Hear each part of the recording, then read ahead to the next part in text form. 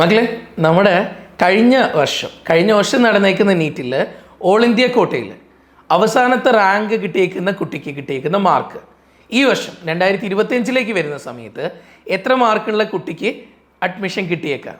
Just ഒരു prediction മാത്രമാണ്, നമ്മുടേതായ രീതിയിൽ നമ്മൾ ഉണ്ടാക്കിയേക്കുന്ന ഒരു കണക്കുകളാണ്. അപ്പോൾ കഴിഞ്ഞ വർഷം അത് നിങ്ങൾക്ക് എല്ലാവർക്കും അറിയാം, 2025 ജനറൽ കാറ്റഗറിയിൽ അതുപോലെ OBCയിൽ 652 മാർക്ക് വരേക്കുള്ള കുട്ടികൾക്കായിരുന്നു അഡ്മിഷൻ കിട്ടിയിട്ടുണ്ടായിരുന്നത്. അതേസമയത്ത് കേരളയിൽ അത് 674 ആയിരുന്നേ. അപ്പോൾ ഓൾ ഇന്ത്യ കോട്ടയിൽ 652 മാർക്ക് വരെയുള്ള കുട്ടികൾക്ക് അഡ്മിഷൻ കിട്ടിയിട്ടുണ്ട്.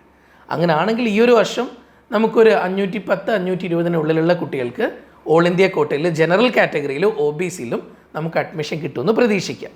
ഇത് വന്നിട്ട് EWS കാറ്റഗറിയിലേക്ക് വരുമ്പോൾ കഴിഞ്ഞ വർഷം 649, 3 മാർക്കിൻ്റെ വ്യത്യാസമേ ഉള്ളൂ, 649 മാർക്ക് കിട്ടിയിരിക്കുന്ന കുട്ടിക്ക് ഒരു അഡ്മിഷൻ കിട്ടിയിട്ടുണ്ട്. അങ്ങനെയാണെങ്കിൽ നമുക്കൊരു 500-നും 510-നും ഇടയിൽ നമുക്ക് EWS കാറ്റഗറിയിൽ അഡ്മിഷൻ പ്രതീക്ഷിക്കാം. ഇനി വന്നിട്ട് SC കാറ്റഗറിയിലേക്ക് വരുന്ന സമയത്ത് 549 മാർക്ക് കിട്ടിയ കുട്ടിക്ക് വരെ SC കാറ്റഗറിയിൽ അഡ്മിഷൻ കിട്ടിയിട്ടുണ്ട്. അങ്ങനെയാണെങ്കിൽ അതൊരു 410-430 ഈ വർഷം മാർക്ക് കിട്ടുന്ന കുട്ടികൾക്ക് നമുക്ക് SC കാറ്റഗറിയിൽ അഡ്മിഷൻ പ്രതീക്ഷിക്കുക. ഒരു 430 കാണാം നമുക്ക്. ഓക്കെ, ഇനി അത് STയിലേക്ക് വരുന്ന സമയത്ത് ഒരു കഴിഞ്ഞ വർഷം 526 വരെയൊക്കെയാണ് അഡ്മിഷൻ കിട്ടിയിരിക്കുന്നത്. ഈ വർഷം നമുക്കൊരു 400 റേഞ്ചിൽ 410 റേഞ്ചിലേക്ക് വരുന്ന കുട്ടികൾക്ക് അഡ്മിഷൻ കിട്ടുമെന്നാണ് ഒരു എക്സ്പെക്റ്റേഷനാണിത്.